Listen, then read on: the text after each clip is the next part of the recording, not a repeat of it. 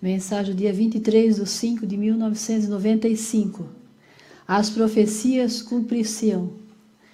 Quem começa um serviço para um determinado trabalho deve sempre acabar bem. Do contrário, é jogado na rua sem nenhum direito, porque conforme o que ele fez é que vai garantir a sua permanência. Se trabalhou honestamente, tem do patrão toda a confiança. Mas se o seu serviço foi de escândalo, sairá com o seu nome de empregado ruim, porque só causou dano. Assim, meu filho Bento, são todos os outros meus servidores. Conforme o que eles fizeram, terão suas pagas. Quem honrou o meu nome diante de todos e fez tudo o que ensinei, terá uma grande recompensa. Quem fez as coisas pela metade, também do mesmo modo vai receber. Já quem usou o meu nome para lhe servir de escândalo, nada terá a receber, e jogado será fora como servo mau. Então, quem irá ficar com ele será o diabo. Ele é que gosta de fazer serviço sujo. Na morada dele é que se planta maconha, e é que faz a cocaína, a corrupção, o adultério, o assassino, os usurpadores e o homossexualismo. Esse é o trabalho dele. Como a terra já está infestada desta planta maldita, já estou enviando os meus servidores para acabar com esta praga. Com eles está a força do meu Santo Espírito. São poucos que eu tenho pelo mundo inteiro, mas já é o suficiente para preparar a minha volta na terra. Cada um já tem a sua missão. E os que eu tenho são todos servidores de maior confiança. Bento, filho querido, a carga é pesada, mas para quem tem a minha luz, ninguém pode apagar, porque estão em missão do meu trabalho. Inimigo nenhum pode derrubar, nem por arma, nem pelo poder de autoridade. É fim dos tempos, e tudo tem que se ajustar. Queira ou não queira, os mafiosos deixar ou não deixar que minhas leis serão publicadas, agora chegou o momento de tudo ser esclarecido, doa a quem doer. Pode estar dentro da minha igreja, pode estar nos palácios, nos gabinetes, qualquer um que foi mau servidor vai ter que ajustar contas comigo. Não importa que seja rei, presidente, governador, deputado, padre ou bispo, quem se procedeu mal não terá boa surpresa. Tudo o que eu ensinei não era nada difícil. Pedi sempre só amor. Se alguém plantou ao contrário, vai receber do diabo, ele que será o chefe dos maus empregados. Meu filho querido, quando eu te chamei, tive que te preparar para este determinado momento. Se não tivesse as minhas mensagens antes, porque era preciso se aprofundar bem em mim, dando-me a maior prova que ia ficar comigo, porque eras proibido de fazer o que tu fazias. Trabalhaste em outro serviço pelo que aprendeste, só que lá nunca poderias ter tanto conhecimento do meu amor. Agora, pela tua dedicação que tens pelo meu trabalho, foi que chegou o momento de passar por ti muitos assuntos meus, que outros que eu tenho não vão melhor esclarecimento como estás tendo. As minhas palavras farão de ti um dos maiores historiadores.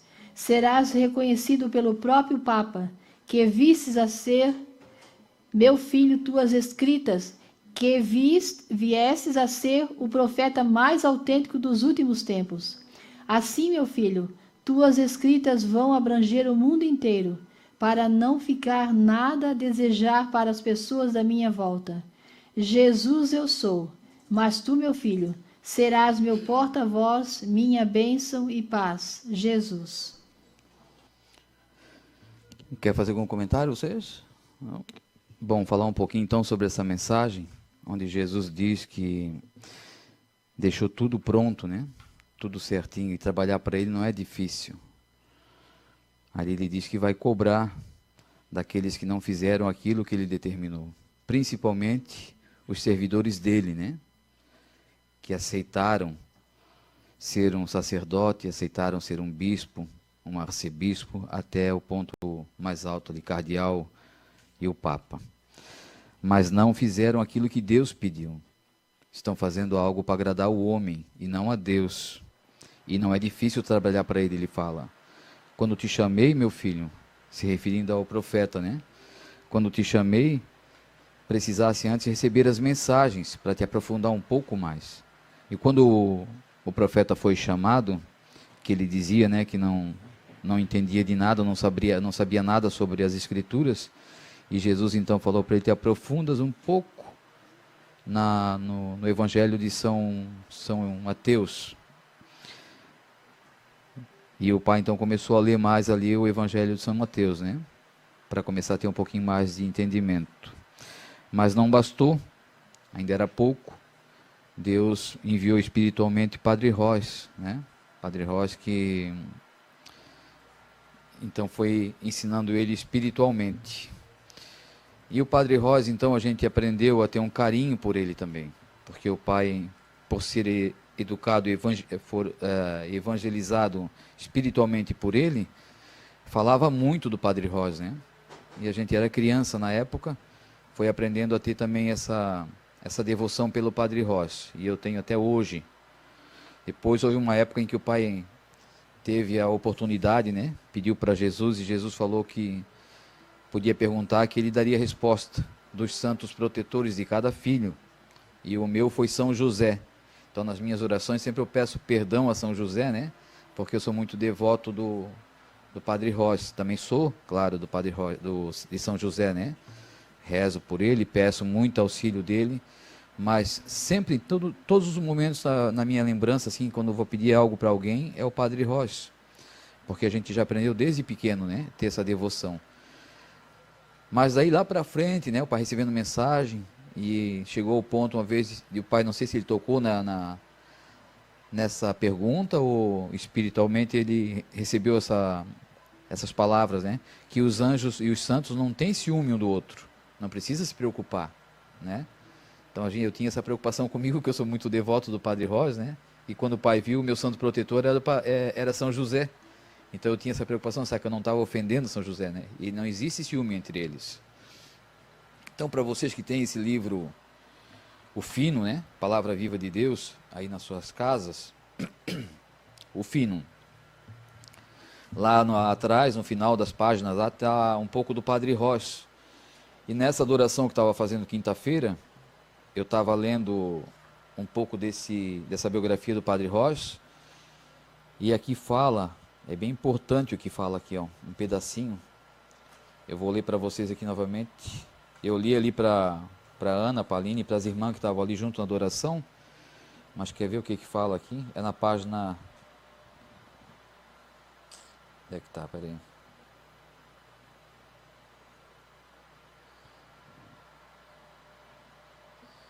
São para todos.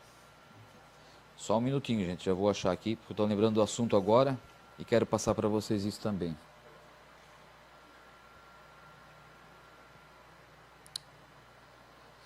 Quando a gente quer, as coisas não aparecem, hein? Achar a cena? Ah, nem está olhando, né? Pera aí. Nós temos 2 horas de programa, né? Dá tempo. Pera aí. Já vou achar aqui já. Achei. Aqui, ó. Aos 8, a página 264 do livro, tá? Aos 8 de dezembro de 1916, vejam bem, de 1916, por ocasião de uma visita ao Santíssimo Sacramento, ajoelhava-se em adoração. O próprio ajoelhar-se já é expressão de nossa pequenez diante do Criador. O Padre Roz queria, dessa vez, implorar a preservação dos moradores do colégio de uma epidemia. Ele queria poupar, né, pedindo a Deus que então fosse poupado de uma epidemia daquela época, que graçava. Mas não conseguiu formular o seu pedido, pois parecia-lhe ouvir dizer: quero somente que me ames, do resto cuidarei. Jesus então passou para ele, né? Basta que me ames, do resto eu cuidarei. Não seriam essas palavras a repetição daquelas ensinadas por Cristo aos apóstolos? Procurai primeiro o reino de Deus e o resto vos será dado por acréscimo. Isso nos escritos do Padre Roche de 1916, uma epidemia daquela época, né? E ali Jesus então já fez ele entender, né, espiritualmente, basta que me ames e do resto eu cuidarei. Então nessa mensagem que a Silvana acabou de ler, Jesus está falando, basta fazer o pedido dele, atender o pedido dele, principalmente os dirigentes da igreja, né? Os servidores de Cristo. Mas ali ele fala de todos, né? Tanto na parte política, os presidentes, os reis, seja lá o que for, bastava ouvir a Deus. E Deus então iria cuidar de todos nós. Mas o ser humano não quer saber disso. O ser humano quer elevar o seu ego, né? Achar que ele é que faz, ele é que sabe. E por aí então caminha por caminhos errados. Então para nós, a gente vem tocando sempre nessa mesma tecla, né? Para nós que estamos nessa caminhada, nós temos esse manual. O livro, a palavra viva de Deus. Deus mais uma vez se compadece da humanidade de uma forma tão expressiva que suscita um profeta no nosso meio e manda então o céu se abrir e o céu então se comunicar com a humanidade. 4.708 mensagens, não é brincadeira. É o céu se comunicando com a humanidade. Então nós deveríamos dar valor a isso aqui. Valorizar muito, muito mesmo. Porque está acontecendo o que está escrito. Não só na Sagrada Escritura, mas agora aqui nessas palavras atualizadas pelo profeta Pedro II. Então nós temos isso em nosso favor. A gente meio que, não é que sabe, mas está preparado, né, para os acontecimentos que estão vindo. Já não está pegando a gente tão de surpresa. Os fatos estão acontecendo. As pessoas querem nos ganhar dizendo, mas nada acontece, isso sempre aconteceu. Jesus falava que vinha, mas nunca vem. Isso sempre foi normal. Não é normal. O que está acontecendo não é normal. É o que está escrito. A nova ordem mundial virá? Virá. Não sabemos se é agora, mas parece que tudo está se encaminhando. Eles usam de muitos meios, né, para enganar, para calar o ser humano, para nos ludibriar, né, trapacear mesmo. Estão nos enganando. E lá entre eles, por trás dos bastidores, né, numa outra mensagem que vai ser lida hoje ainda, Jesus fala, eu vejo tudo. Por trás dos bastidores, eu vejo o que está acontecendo. Então a Deus ninguém engana. E ele deixa acontecer porque tem que acontecer. O que foi escrito tem que acontecer. A gente tem um pouco de ansiedade, né? Se eu fosse Deus, imagina se eu fosse Deus. Essa terra já era quadrada, não era mais redonda, certo, né? Porque todo mundo pensa assim, né? Então, Deus é misericordioso. Nós temos que ter esse entendimento. Ele sabe o que está fazendo. Se for para amanhã depois a gente partir, vai partir. E o momento de Deus pôr a mão e agir é o momento dele. Nada pode ser antecipado, nada pode ser adiado. Tudo está no seu tempo certo, o tempo de Deus e não o nosso.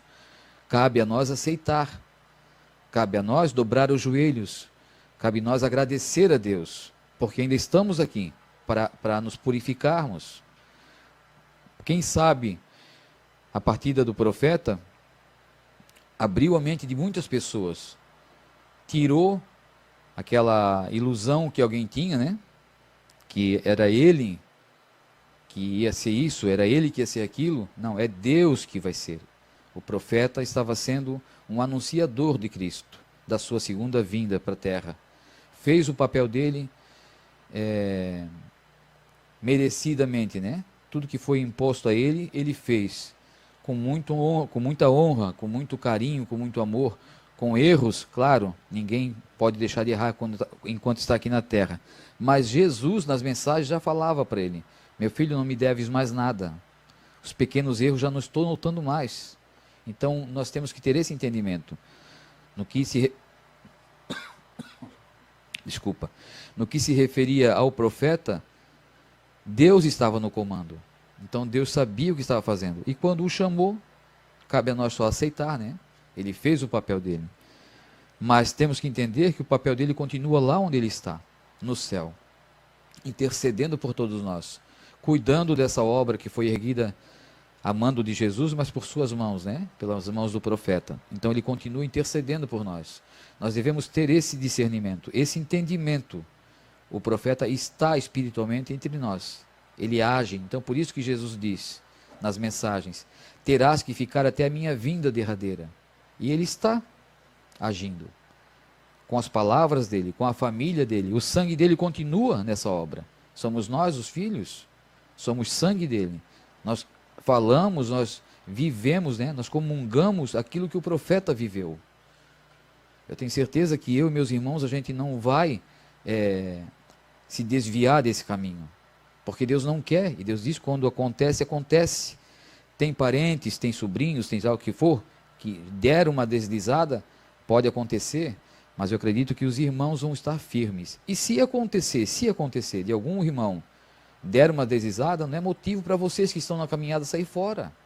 Não é motivo para vocês julgarem a obra num todo está errada, porque alguém está errando. É como eu falei outro dia no púlpito. O profeta foi expulso da igreja, aqui, da igreja São Pedro, pelo padre, pelo pároco aqui da cidade, pela associação dos moradores do balneário, uma parte aqui da Taquaras, fomos expulsos. Ele não abandonou a igreja. Lá em Rio Grande do Sul, na igreja do Padre Rocha, que ele fazia questão de todos os anos ir lá prestigiar o Padre Rocha, foi expulso junto com um padre também que estava, o Padre Francisco na época, não abandonou a igreja. Então, o erro está nos dirigentes e não na igreja.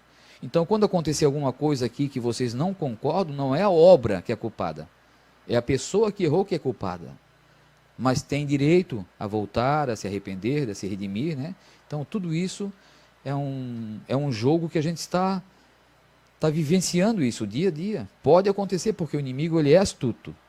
Eu espero que isso não aconteça entre meus irmãos, né? Mas se acontecer, até comigo, vamos dizer, aconteça, a gente merece ser recebido novamente quando existe o arrependimento. Então, se você sentir que alguém que estava na obra, ou ainda está errando, vá alertá-lo do erro que está fazendo. Mas se ele se afastou e quer voltar, recebam.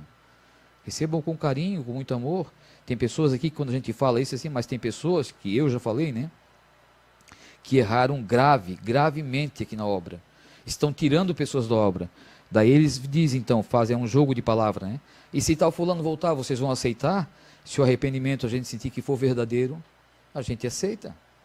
Desde que não volte a fazer aquilo que está fazendo, né? Lutar contra a obra. Todos têm o direito de perdão. Aqui as pessoas dizem que nós, né, agora a Aline está se pronunciando um pouco mais, também já recebe as cacetadas. Não sou só mais eu, que bom que estou dividindo com ela. Então também ela recebe bastante crítica já. Por quê? Porque ela também está falando. E quando a gente dá a mão à palmatória, a gente dá a cara para bater, a gente recebe.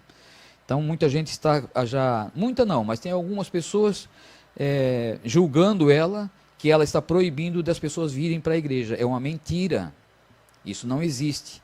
A igreja sempre esteve aberta, as pessoas se afastaram da igreja. Agora existe um tipo de um controle, um rodízio que a gente está fazendo.